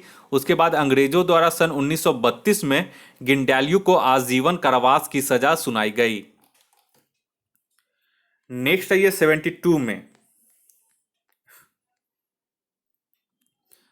72 में बोला कि सूती कपड़ों को कैलिको नाम किसने दिया? तो 72 का यहाँ पे सही हो जाएगा ऑप्शन डी, केवल 2 यानी पुर्तगालियों ने, ठीक है। 16वीं शताब्दी में पुर्तगालियों का व्यापार सर्वप्रथम कालीकट से शुरू हुआ, इसलिए उन्होंने सूती कपड़ों को कैलिको नाम दिया। अपने उद्योग को बढ़ावा देने के लिए इंग्लैंड ने सन 1702 ईस्वी में कैलिको अधिनियम भी बनाया था। नेक्स्ट आइए 73 में, बोला किस बीमारी के कारण बिरसा मुंडा की मृत्यु रांची जेल में हुई थी? तो 73 के यहाँ पे हो जाएगा ऑप्शन सी, हैजा के कारण। और बिरसा मुंडा का जो जन्म हुआ था वो 15 नवंबर 1874 ईस्वी को छोटा नागपुर प्रमंडल के तमाड़ थाना अंतर्गत उल्लीहातू गांव के निकट एक छोटे से क्षेत्र चलकट में हुआ था और 2 जून 1900 ईस्वी को हैजा की बीमारी से बिरसा की मृत्यु रांची जेल में हो गई थी। तो मृत्यु पूछेगा तो जो 2 जून वर्ष 1900 ईस्वी में, ठीक है। नेक्स्ट आइए 74 नंबर में, 74 बोरा निम्नलिखित में मुंडा विद्रोह के समय किस महिला का उदाहरण मिलता है? तो 74 के यहां पे हो जाएगा ऑप्शन डी, साली। तो यहाँ पे 74 का जो हो जाएगा तो उपनिवेशवाद के खिलाफ आदिवासी महिलाओं की भी काफी भूमिका विद्रोह में महत्वपूर्ण रही और सन 1899 में मुंडा विद्रोह के समय बिरसा मुंडा की महिला साथी साली और चंपी का उदाहरण मिलता है। बिरसा के दोस्त गया मुंडा की पत्नी मानी बुई, बेटी थीगी, नागी और लंबू, इन सब का भी यहाँ वर्णन मिलता है। 75 में ये किस युद्ध के हार के पश्चात 1755 ईस्वी में सुजाउदौला और शाह आलम ने क्लाइव के साथ समझौते पर हस्ताक्षर किए? तो 75 के यहाँ पे हो जाएगा ऑप्शन बी, बक्सर के युद्ध। बक्सर नामक स्थान पर 1764 ईस्वी में लड़ाई हुई जिसमें भारतीय सेनाओं की हार हुई, जिसे बक्सर के युद्ध के नाम से जाना जाता है। इस हार के पश्चात 1765 ईस्वी में सुजाउदौला और शाह आलम ने इलाहाबाद में रॉबर्ट क्लाइव के साथ समझौते के अनुसार ईस्ट इंडिया कंपनी को बंगाल, बिहार और उड़ीसा का दीवानी प्रदान कर दी। नेक्स्ट आइए 76 में, 76 में बोल रहा है माझा प्रवास पुस्तक का संबंध है। तो 76 के यहाँ पे हो जाएगा ऑप्शन सी, रानी लक्ष्मीबाई से। माझा प्रवास नामक पुस्तक के लेखक महाराष्ट्र के एक ब्राह्मण विष्णु भट्ट गोडसे हैं। जिस समय में मांझी के इलाके में रानी लक्ष्मीबाई के साथ रहते थे, उससे जुड़े कई विवरण उन्होंने इस किताब में दी है। नेक्स्ट आइए 77 में बोला मुगल बादशाह बहादुर शाह जफर की मृत्यु कहाँ हुई थी। तो 77 का इसका हो जाएगा ऑप्शन डी, रंगून में। मुगल बादशाह बहादुर शाह जफर 1857 के संग्राम में विद्रोहियों का साथ देने के कारण इन्हें रंगून जेल भेज दिया, जहां इनका 1862 ईस्वी में इनकी मृत्यु हो गई। नेक्स्ट आइए 78 में। 78 बोला बहुजन समाज की स्थापना किसने की। तो 78 का यहाँ पे हो जाएगा ऑप्शन ई, समाज सुधारक ज्योतिबा राज फुल्ले की पत्नी सावित्रीबाई फुल्ले ने महिला समानता के प्रश्न को उठाया एवं बहुजन समाज की स्थापना उनके द्वारा की गई। तो यहाँ पे कोई नहीं है, जो सावित्रीबाई फुले हो जाएगा इसका सही आंसर, जो कि ज्योतिबा राव फुल्ले की पत्नी है। तो यहाँ पे निम्न में से कोई नहीं हो जाएगा। 79 में ये राजा राम मोहन राय के अनुरोध पर किसने कानून बनाकर सती प्रथा का अंत किया। तो 79 का यहाँ पे हो जाएगा option B, governor general lord William Bentinck ने। और ये जो हुआ था ये 1829 ईस्वी में कानून बनाकर सती प्रथा का अंत किया गया था। और राजा राम मोहन राय ने 1828 ईस्वी में ब्रह्म समाज की स्थापना की थी। नेक्स्ट आइए 80 नंबर में। बोरा की अंग्रेजी में दी जा रही शिक्षा भारतीयों के अपाहिज बना देती है और उन्हें अपनी ही भूमि पर अजनबी बना दिया है, यह कथन किसका है। तो 80 का ये हो जाएगा ऑप्शन ई, अंग्रेजी शिक्षा ने हमें गुलाम बना दिया है। अंग्रेजी में दी जा रही शिक्षा भारतीयों को अपाहिज बना देती है। उसने उसने उन्हें अपने सामाजिक परिवेश से काट दिया है और उन्हें अपनी भूमि पर अजनबी बना दिया। यह जो कथन था यह महात्मा गांधी के द्वारा कहा गया था। तो यहाँ पे महात्मा गांधी इसका सही आंसर हो जाएगा। नेक्स्ट है ये 81 में, श्री नारायण गुरु के नाम से किसे जाना जाता है। तो 81 का यहाँ पे हो जाएगा ऑप्शन डी, नानू आसन को।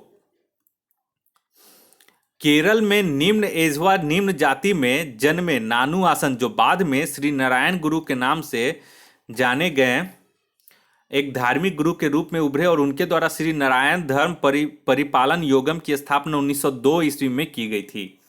और इस संगठन के समक्ष दो उद्देश्य थे, एक छुआछूत का विरोध और दूसरा पूजा, विवाह और मृतक के अंतिम संस्कार की विधि को सरल बनाना। इन्होंने अपने लोगों के बीच एकता का आदर्श रखा। नेक्स्ट आइए 82 में। 82 बड़ा बहिष्कृत हितकारिणी सभा की स्थापना किसने की थी। तो 82 का यहाँ पे हो जाएगा ऑप्शन ई।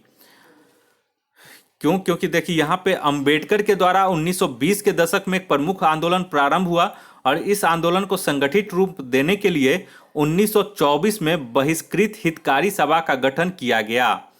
तो यहाँ पे भीमराव अंबेडकर हो जाएगा इसका सही आंसर। नेक्स्ट आइए 83 में। 1937 में जस्टिन पार्टी का नेतृत्व कौन कर रहा था। तो 83 का इसका सही आंसर हो जाएगा ऑप्शन ए, पेरियार ने, जो कि केरल के संत हैं। और ये जो है ये रामास्वामी नायक इनका पूरा नाम है, जिनको पेरियार कहा जाता है, जो कि जाति व्यवस्था की बहुत इन्होंने आलोचना की थी। और ये जो थे वो हिंदू वेद पुराणों के कट्टर आलोचक रहे हैं पेरियार। नेक्स्ट आइए 84 में।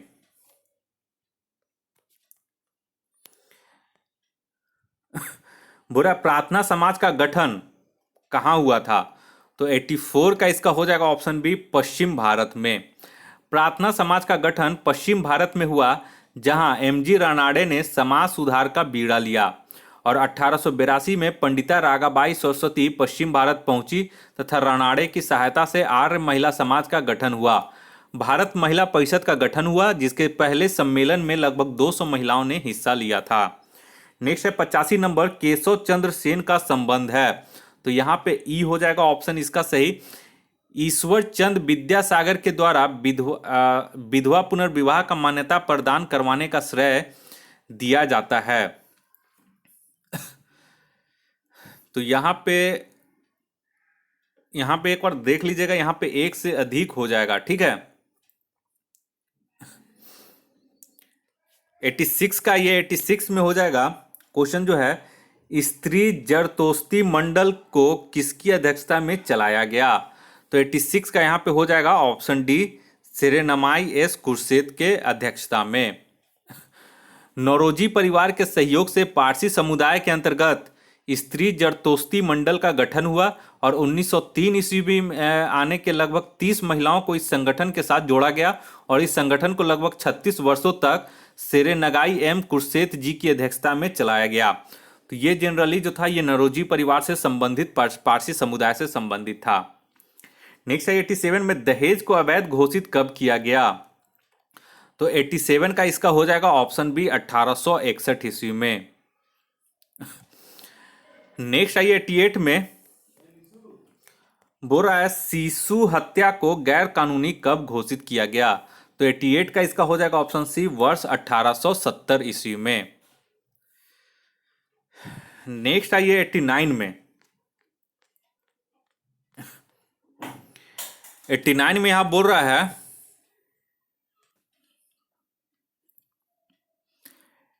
89 क्वेश्चन में आइए, यहाँ पे देखिए 89 में बोल रहा है भागलपुर को जिला कब बनाया गया?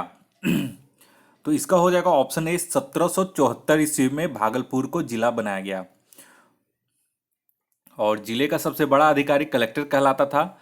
भागलपुर जिले का सबसे पहला कलेक्टर अगस्टस क्लीवलैंड था और इस शहर में नगर पालिका की जो स्थापना हुई वो 1864 ईस्वी में हुई थी। नेक्स्ट आइए 90 नंबर में लंदन की आर्ट गैलरी में मधुबनी पेंटिंग कब लगाई गई? तो 90 का यहां पे हो जाएगा ऑप्शन सी, वर्ष 1942 ईस्वी में। और एक चीज और इसमें नोट कर लीजिएगा कि जापान के तोकामाची शहर में मधुबनी पेंटिंग का संग्रहालय बनाया गया है। नेक्स्ट आइए 91 नंबर में 91 बुरा इनमें से किन नेता ने मोपला विद्रोह का समर्थन किया था? तो 91 का यहाँ पे हो जाएगा ऑप्शन ई, केरल के मालाबार तट पर मोपला विद्रोह जो कि 1936 में और अगस्त दिसंबर 1921 से भी यहाँ पे चला था, ठीक है। तो यहाँ पे मोपला लोग मालाबार तटीय क्षेत्र में रहने वाले इस्लाम धर्म में धर्मांतरित अरबी एवं मलयाली मुसलमान थे जो कि निम्न दर्जे के किसान थे और 1921 में खिलाफत आंदोलन के नेताओं शौकत अली, गांधी जी, मौलाना आज़ाद, तो ये थे यहाँ पे शौकत अली, गांधी जी, मौलाना आज़ाद, ये सब थे, इनके मोपला विद्रोह के समर्थन किए थे। तो एक से अधिक इसमें हो जाएगा। 92 में आइए भारतीय राष्ट्रीय कांग्रेस की स्थापना किस कॉलेज में की गई? तो 92 का यहाँ पे डी हो जाएगा, गोकुल दास कॉलेज में। भारतीय राष्ट्रीय कांग्रेस की स्थापना मुंबई के गोकुल दास संस्कृत कॉलेज के हॉल में 28 दिसंबर 1885 को भारत के विभिन्न भागों से आए 72 प्रतिनिधियों द्वारा की गई और ए.ओ. ह्यूम जैसे अवकाश प्राप्त अंग्रेज अधिकारी को मुख्य संगठनकर्ता बनाया गया। कांग्रेस की स्थापना के समय बिहार से कोई प्रतिनिधि शामिल नहीं हुआ था। नेक्स्ट आइए 93 में 93 में बोल रहा है कि खुदीराम बोस को फांसी कब दी गई? तो 93 का यहाँ पे हो जाएगा ऑप्शन ए, 11 अगस्त 1908 ईस्वी को। मुजफ्फरपुर के जिला न्यायाधीश D.H. किंग्सफोर्ड की हत्या की जिम्मेदारी इन्हें दी गई, परंतु गलती से प्रिंगले कैनेडी की बग्घी पर 30 अप्रैल 1908 को बम फेंक दिया गया, जिसमें कैनेडी की बेटी घटनास्थल पर ही मर गई और अस्पताल में कैनेडी की पत्नी भी मर गई। इसके कारण इन्हें 11 अगस्त 1908 को मुकदमा चलाकर इन्हें फांसी दे दी गई। नेक्स्ट आइए 94 में 94 में बोला गांधी जी ने राष्ट्रीय अपमान दिवस मनाने का निर्णय कब लिया? तो 94 का ये हो जाएगा ऑप्शन बी, वर्ष 1919 को। और ये यहाँ पे अंग्रेजों ने मार्च 1919 को रॉलेट एक्ट नामक कानून बनाया, जिसमें संदेह के आधार पर किसी व्यक्ति को भी अनिश्चित समय तक गिरफ्तार किया जा सकता है। और इसी के विरोध में गांधी जी ने 6 अप्रैल 1919 को राष्ट्रीय अपमान दिवस मनाने का निर्णय लिया। नेक्स्ट है ये 95 में बोरा किस आंदोलन के दरमियान रविन्द्रनाथ टैगोर ने नाइट की उपाधि त्याग दी थी? तो 95 का यहाँ पे हो जाएगा ऑप्शन सी, चंपारण आंदोलन के दौरान।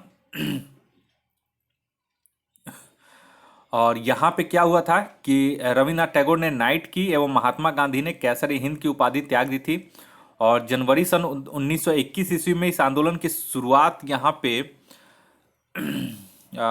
लगभग चला था यहाँ पे, ठीक है।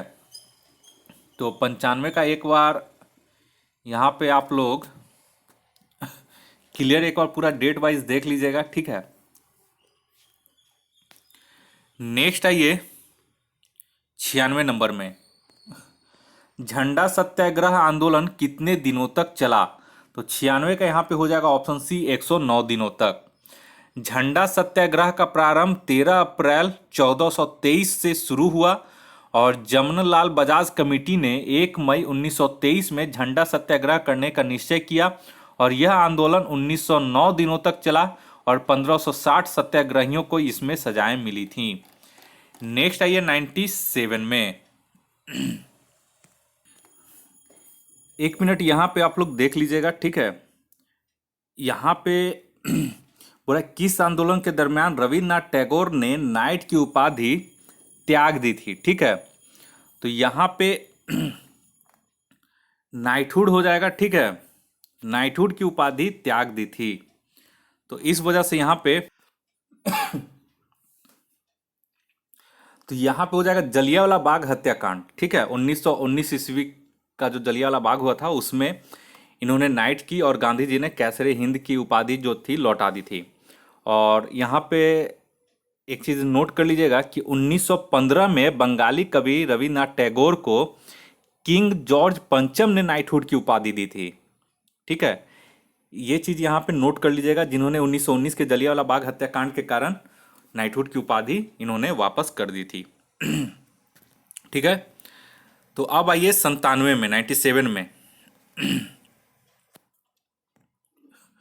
97 बोल रहा है निम्नलिखित में से असत्य कथन या कथनों का चुनाव करें। यहाँ पे असत्य कथन बोल रहा है, तो 97 का इसका सही आंसर हो जाएगा ऑप्शन ई। नागपुर झंडा सत्याग्रह में बिहार से सत्याग्रहियों को भेजने की जिम्मेदारी राजेंद्र बाबू को थी, ठीक है। और बिहारी सत्याग्रहियों में हरदेव नारायण पटना जिले के अकबरपुर चालीगंज पथ पर अवस्थित तोरनी गांव के रहने वाले थे। तो यहाँ पे ये भी सही है, ए नंबर तो सही है।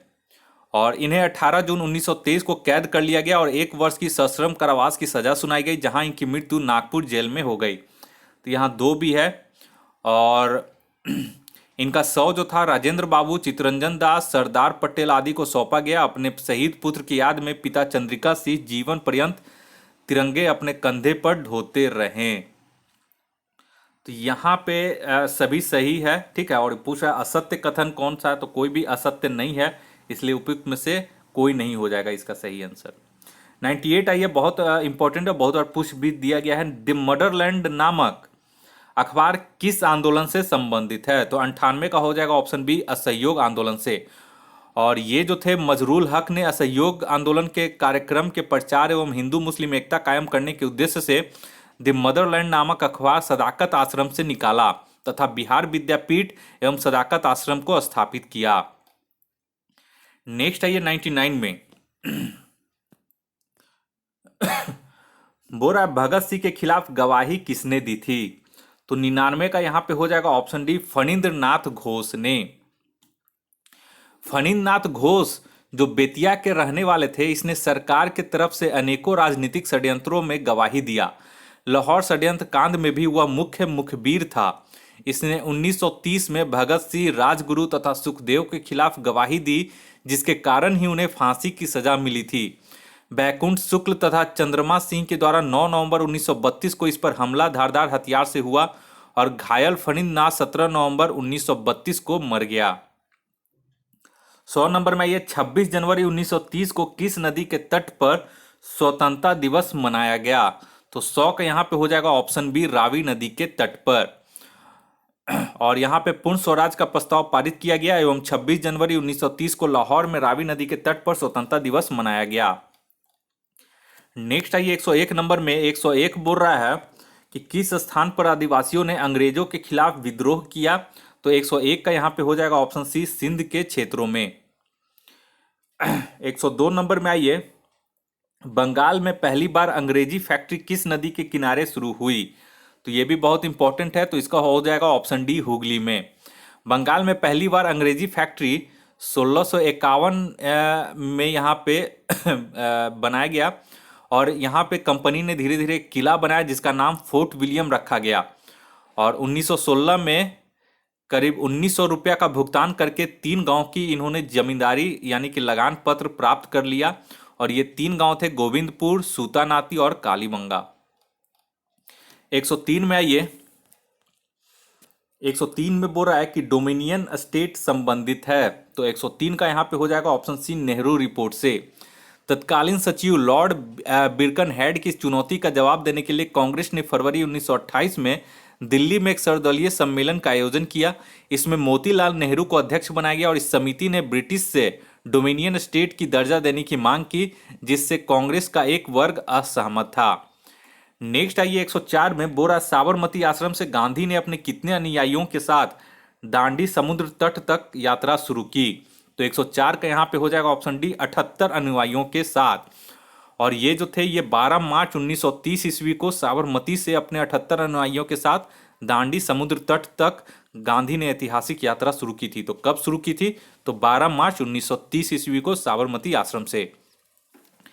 105 में आइए, गांधी जी दांडी कब पहुंचे। तो गांधी जी जैसे आप जानते हैं कि शुरुआत कब किए दांडी यात्रा, तो 12 मार्च 1930 को। और कब पहुंचे? तो 24 दिनों बाद हुए 5 अप्रैल 1930 को समुद्र के किनारे, दांडी समुद्र के किनारे पहुंचे। और इस दौरान उन्होंने 250 किलोमीटर की पद यात्रा यानी पैदल यात्रा किया इन्होंने, और 24 दिन में वे 5 अप्रैल को समुद्र तट पर पहुंच गए। नेक्स्ट आइए 106 नंबर में।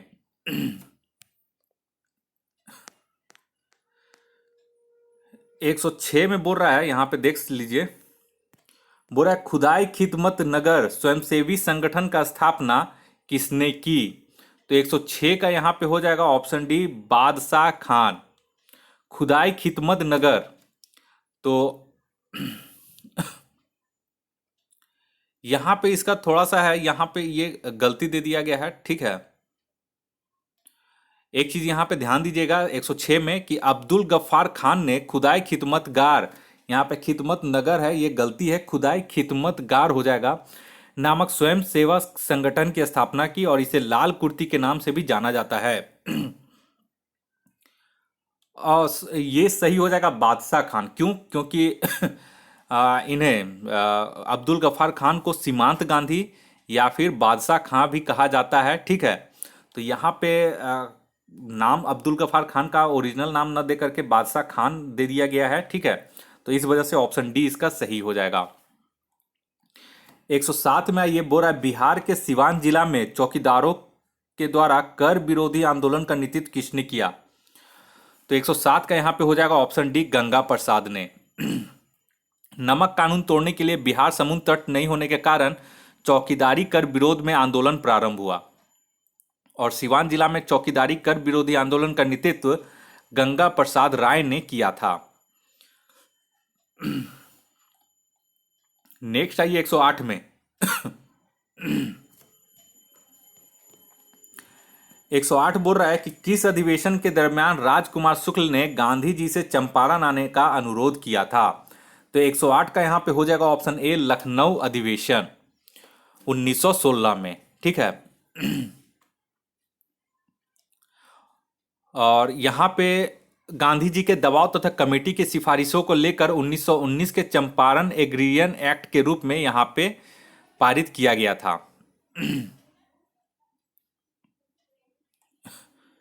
नेक्स्ट आइए 109 में, मुपला विद्रोह आधुनिक किस राज्य में हुआ था। तो कुछ देर पहले ही बताया था मैंने। 109 का यहाँ पे हो जाएगा ई। क्यों? क्योंकि ये केरल राज्य के मालाबार तट पर हुआ था, तो यहाँ पे केरल कहीं नहीं है, तो यहाँ पे ऑप्शन ई हो जाएगा। नेक्स्ट आइए 110 में।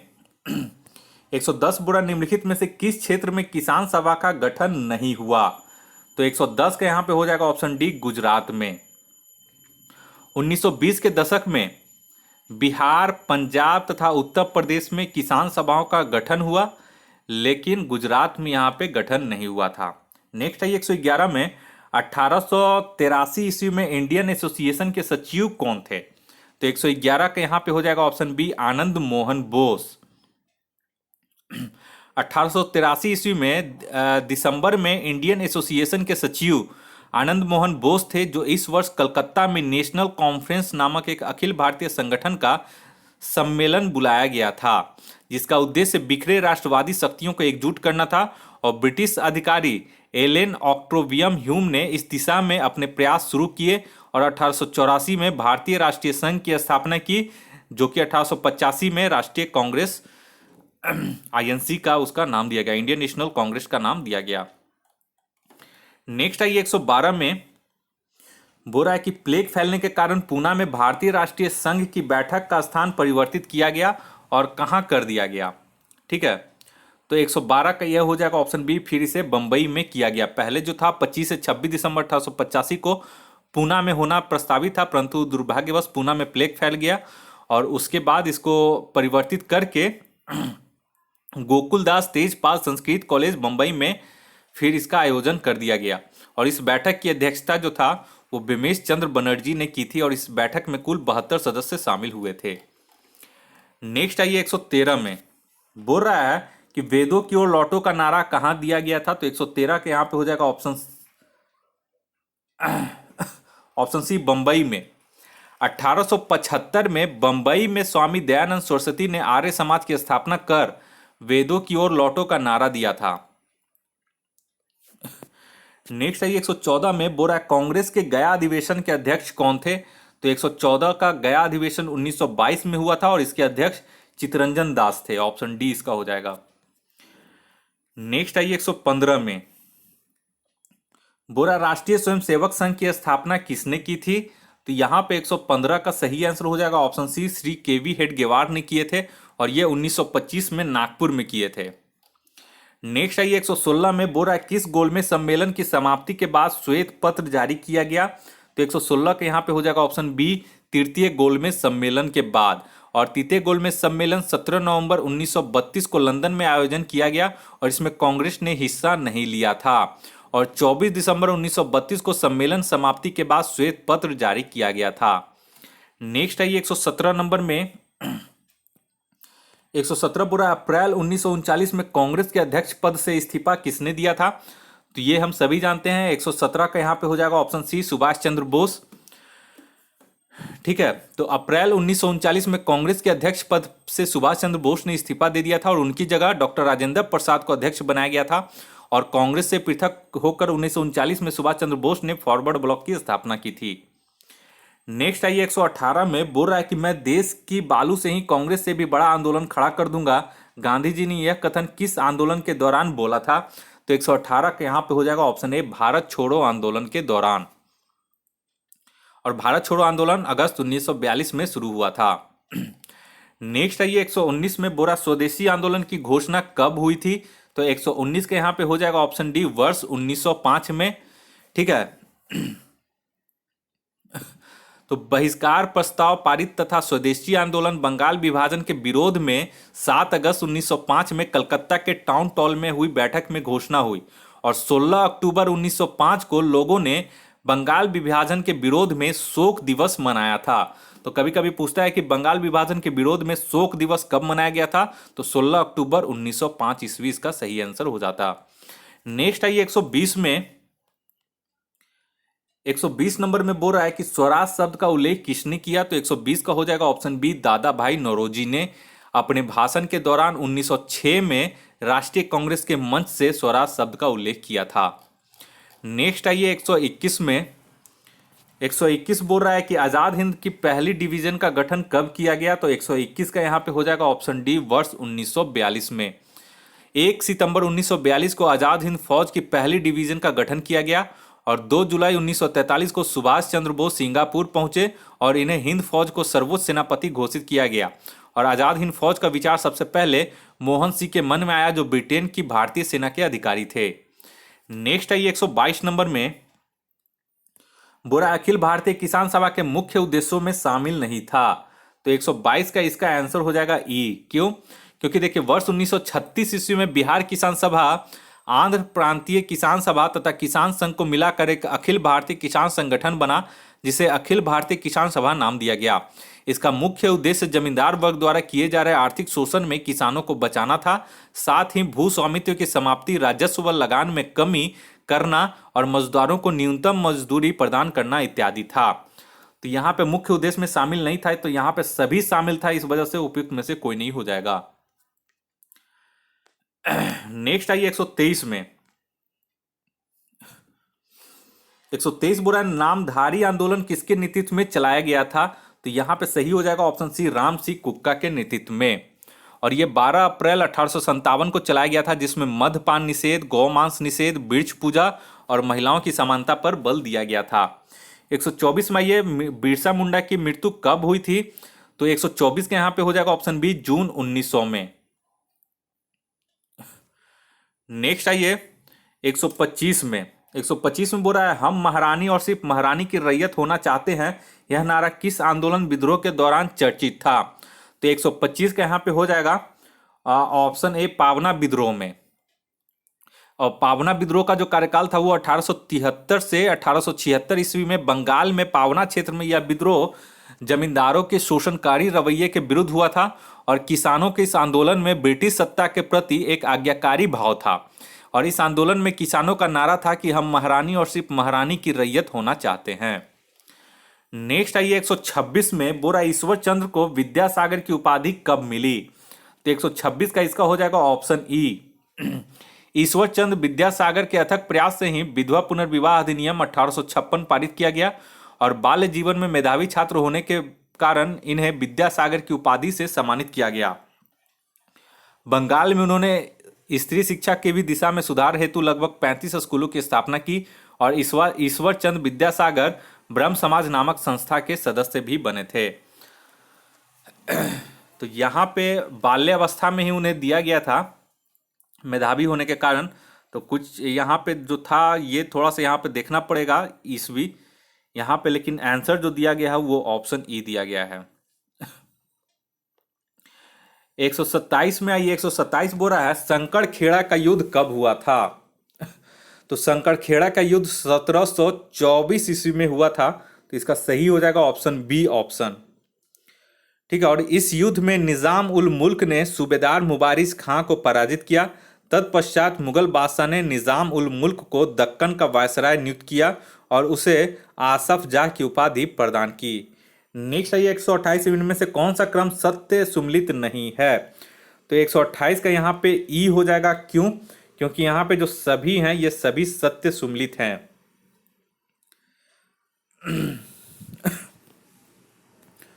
129 में, इनमें से किसने अंग्रेजों को मधुमक्खियों की उपमा दी थी? तो 129 का यहाँ पे हो जाएगा ऑप्शन ए, अलीवर्दी खां ने। अलीवर्दी खां ने अंग्रेजों को मधुमक्खियों की उपमा दी थी।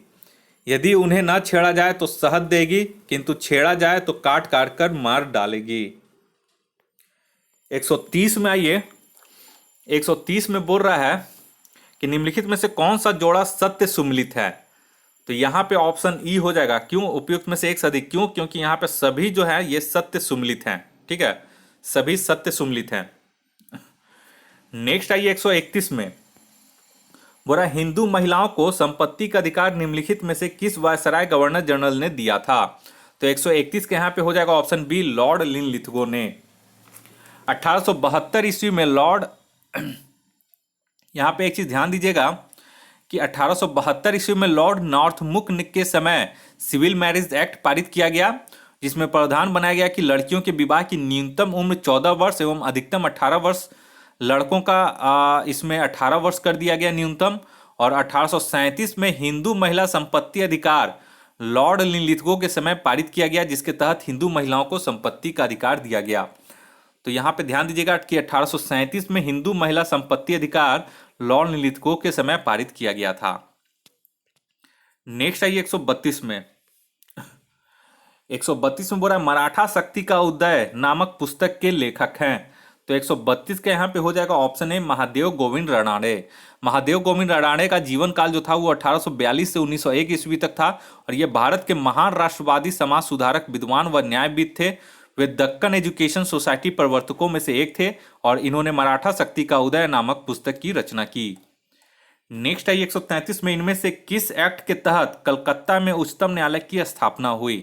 तो ये बहुत लोग को पता होगा। 33 का हो जाएगा ऑप्शन बी रेगुलेटिंग एक्ट 1773 ईस्वी में।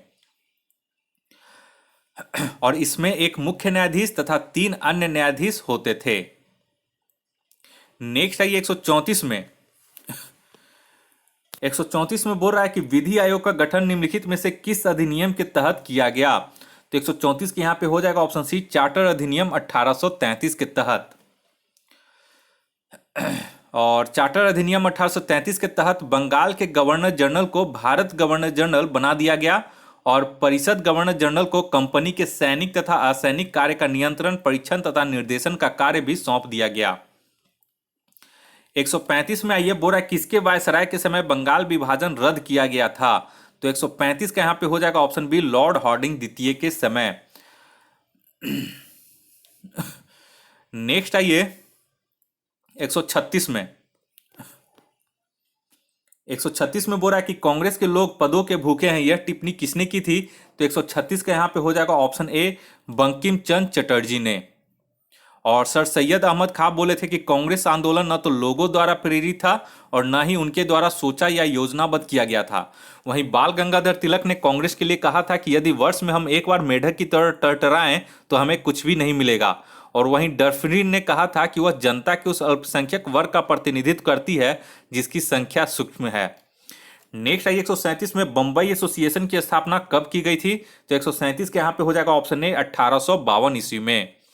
और 26 अगस्त 1852 ईस्वी को दादा भाई नौरोजी ने कलकत्ता के ब्रिटिश इंडियन एसोसिएशन की तर्ज पर बंबई एसोसिएशन की स्थापना की और इसका मुख्य उद्देश्य सरकार को समय समय पर ज्ञापन देना था। नेक्स्ट आइए 138 में यहां पे बुरा निम्नलिखित युग में से कौन सा सुमलित नहीं है? तो 138 का यहां पे ऑप्शन डी हो जाएगा। ठीक है, 2 और 4 जो है 2 और 4 जो है यहां पे सही सुमलित नहीं है। इंडिया एसोसिएशन कलकत्ता हो जाएगा और ईस्ट इंडिया एसोसिएशन एक बार देख लीजिएगा आप लोग, शायद यहां पे लंदन हो जाएगा। ठीक है, ईस्ट इंडिया एसोसिएशन ये दोनों सुमलित नहीं। एक बार आप लोग थोड़ा सा इसे अच्छे से देख लीजिएगा। ठीक है, मैं भी यहाँ पे कंफ्यूज हो गया हूँ, एक बार आप लोग इसे अच्छे से देख लीजिएगा। ये आप पे छोड़ दे रहा हूँ 138 नंबर, गलत बताने से अच्छा है कि एक बार चेक कर लें आप। नेक्स्ट आइए 139 नंबर में 139 में बोल रहा है कि 1857 के विद्रोह के समय भारत का गवर्नर जनरल कौन था? तो 139 का ऑप्शन बी हो जाएगा लॉर्ड कैनिंग। 140 में ये बिहार में चौकीदारी कर देने से मना किया गया था। तो 140 का हो जाएगा ऑप्शन सी सविनय अवज्ञा आंदोलन के दौरान, यानी कि 1930 के दौरान। नेक्स्ट आइए 141 में द बिहार हेराल्ड का प्रकाशन शुरू किया गया था, तो कब किया गया था? तो ऑप्शन बी हो जाएगा 1875 ईस्वी में। और ये गुरु प्रसाद सेन द्वारा बिहार के पहले अंग्रेजी समाचार पत्र द बिहार हेराल्ड का प्रकाशन 1875 में शुरू किया गया। तो ये पूछ देगा कि बिहार के पहला अंग्रेजी समाचार पत्र कौन था? तो द बिहार हेराल्ड था। और इसके पहले प्रकाशन कौन किए थे? तो ये गुरु प्रसाद सेन के द्वारा किया गया था 1875 में। नेक्स्ट है ये 142 में बिहार युवक संघ की स्थापना कब हुई थी? तो 142 का यहां पे हो जाएगा ऑप्शन ए वर्ष 1928 ईस्वी में। और इसका अधिवेशन मोतिहारी में संपन्न हुआ था पहला। नेक्स्ट आइए 143 में बोल रहा है कि बिहार में स्वराज पार्टी की स्थापना कब हुई थी? तो 143 का यहां पे हो जाएगा ऑप्शन ए वर्ष 1923 ईस्वी में। 26 जनवरी 1923 को स्वराज पार्टी की स्थापना की गई थी और इसके अध्यक्ष नारायण प्रसाद छपरा, सचिव जो थे प्रोफेसर अब्दुल बारी एवं सहायक सचिव थे कृष्ण वल्लभ सहाय बनाए गए थे। तो बिहार का है ये। 144 में ये कांग्रेस के किस अधिवेशन में राजकुमार शुक्ल का गांधी जी से मुलाकात हुई थी और चंपारण आने का निमंत्रण दिया था? तो 144 का हो जाएगा ऑप्शन सी 31वें अधिवेशन दिसंबर 1916 लखनऊ में अधिवेशन जो हुआ था उसी में। नेक्स्ट है ये 145 में 145 बोला बिहार में बॉयज एसोसिएशन 1809 के संस्थापक कौन थे? तो 145 का यहाँ पे हो जाएगा option B Suryadev Narayan Verma. Next आइए, और इसके संस्थापक थे सूर्यदेव नारायण वर्मा, ठीक है। और इसके अध्यक्ष जो बनाए गए थे वो अशफाक खां थे, और सचिव जो थे वो कमलेश्वरी चरण सिन्हा थे। नेक्स्ट आइए 146 में निम्न अखबारों में से कौन सा मुख्यतः उदारवादियों की नीतियों का प्रचारक था? तो 146 का यहाँ पे हो जाएगा ऑप्शन बी लीडर। और एक चीज और है, फ्री प्रेस जर्नल एक न्यूज एजेंसी थी, और यंग इंडिया एक साप्ताहिक पत्रिका थी जिसे महात्मा गांधी प्रकाशित करते थे। और लीडर समाचार पत्र के संपादक मदन मोहन मालवीय थे, और मालवीय उदारवादी दल के नेता थे। इसके माध्यम से उदारवादी अपनी नीतियों को प्रचार करते थे। नेक्स्ट आइए 147 में निम्नलिखित में से कौन आत्मीय सभा के संस्थापक थे? तो 147 के यहाँ पे हो जाएगा ऑप्शन ए राजा राम मोहन राय। 148 में ये लंदन में 13 मई 1940 को सर माइकल और डायर को किसने गोली मारा था? तो इसका सही हो जाएगा 147 का ऑप्शन ए मदनलाल ढींगरा ने। सॉरी 148 का यहाँ पे माइकल और डायर को यहाँ पे बोल रहा था, तो इसका हो जाएगा आपका सही आंसर ऑप्शन डी हो जाएगा उद्धम सिंह। ठीक है। नेक्स्ट आइए, और बाद में उद्धम सिंह को गिरफ्तार करके उन्हें मृत्युदंड दे दिया गया था। नेक्स्ट आइए 149 में 149 बोल रहा है राजनीतिक सुधारों को लेकर विरोध करने वाले पहले भारतीय कौन थे? तो 149 का हो जाएगा ऑप्शन सी राजा राम मोहन राय थे। और नेक्स्ट आइए इस टेस्ट का आखिरी क्वेश्चन 150 नंबर, नोआखली काल में महात्मा गांधी के सचिव कौन थे? तो 150 का यहाँ पे हो जाएगा ऑप्शन सी प्यारे लाल थे। तो इस तरह से करके आस्था आईएएस का जो था 67th बीपीएससी का टेस्ट सीरीज नंबर 2 जो था ये कंप्लीट हो चुका है। और ये जो था फर्स्ट पार्ट भी फर्स्ट टेस्ट जो हुआ था वो भी मैंने अपने चैनल पे करवा दिया है। अगर आपने नहीं देखा है तो उसका लिंक मैं डिस्क्रिप्शन बॉक्स में दे दूंगा, वहाँ से आप लोग जाके इसका टेस्ट नंबर 1 भी देख सकते हैं। और जैसा कि आप जानते हैं कि ये सब टेस्ट जो होता है वो दिल्ली में या फिर महंगे सेट होते हैं, और बहुत सारे छात्र जो हैं वो ये टेस्ट सीरीज 5000 6000 का जो टेस्ट सीरीज होता है वो ज्वाइन नहीं कर पाते हैं। तो अगर ऐसे जो कुछ छात्र हैं जो चाहते हैं कि मुफ्त में उनको ये सब टेस्ट सीरीज मिलता रहे, तो वो हमारे इस यूट्यूब चैनल को सब्सक्राइब कर लें। और हमारा जो टेलीग्राम चैनल है confusion9.2.11 उसे भी वो लोग सब्सक्राइब कर लें, ताकि इस तरह के जो महंगे संस्थानों के जो टेस्ट सीरीज होते हैं उन्हें आप आसानी से हमारे चैनल के माध्यम से प्राप्त करते रहें और लाभ उठाते रहें घर बैठे। इस वीडियो को देखने के लिए आप लोग का बहुत बहुत शुक्रिया। आपका दिन मंगलमय हो। धन्यवाद।